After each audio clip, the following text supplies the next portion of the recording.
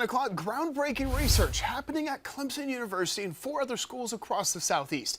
Now, it's being done to test the possible prevention of dementia through computerized brain training. A study will have 7,600 participants, and this month, Clemson announced it's expanding its role. Fox County's Zach Proletsky explains how the study works and what researchers are hoping to find.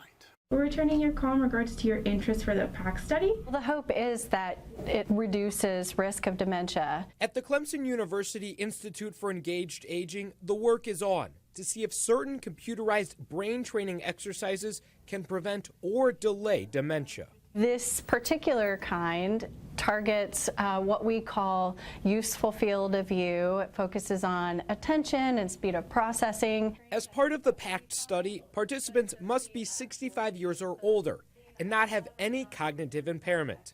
The study starts with a telephone screening, then a few in-person visits. Participants are in the study for about 3 years, over which time they'll spend about 45 hours playing these computerized brain games to test the effectiveness against possibly preventing dementia. The holy grail of treatment is really going to be more in the prevention sphere. There are nearly 100,000 people living with Alzheimer's disease in South Carolina.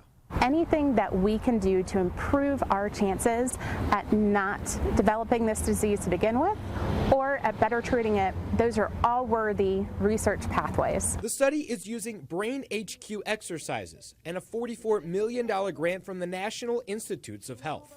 Previous smaller studies suggest these brain exercises do have an impact on brain function, quality of life, and activities. That particular training seems to then lead to other types of improvements in your life. Right now, about 500 people are in the study through Clemson.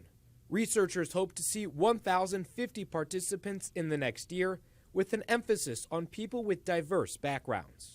We rely on participants to participate in clinical trials so that, we will have ways of preventing these devastating diseases for maybe us, but also for future generations. In Greenville, Zach Proletsky, Fox Carolina News.